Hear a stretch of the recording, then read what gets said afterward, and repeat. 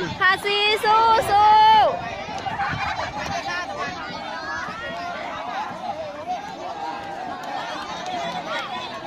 ระวังนะอย่าให้มือจุกปากแก้วเลยถ้าจุกปากแก้วเนี่ยเอาออกเลยจำนวนคนเนี่ยวันนี้ผลงานอยู่ใหม่อะไรเอาสองไปหมดเลยยังไง สู้สู้สู้สู้ ไอ้เดี๋ยว54สู้สู้ เรื่องนี้ ไหวขนาด เอาบอกว่าทั้งพี่ห้องเราผู้ใดสิญาติได้ขนมอมรวม นี่ของไฟ สู้สู้สู้สู้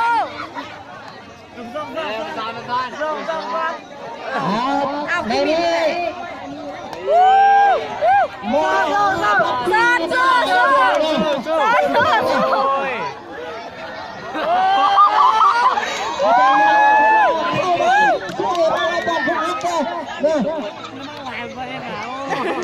มาแล้ววันนี้นะ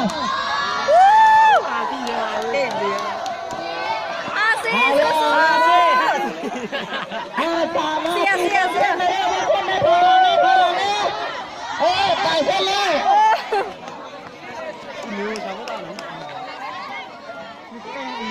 กำลังแข่งอยู่นะฮะทับที่เลยมีแต่หัวใจเย็นเลยเก่งหลายเนาะม.5 ทับที่เนาะ ใกล้สิเต็มแล้ว เอาไปแล้วเอาเป็นมีความสามัคคีกันดีเนาะเฉพาะว่า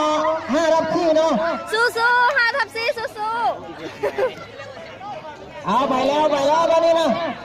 53 54 44กันอยู่ในปัจจุบันแต่ว่า51 52นี่จะ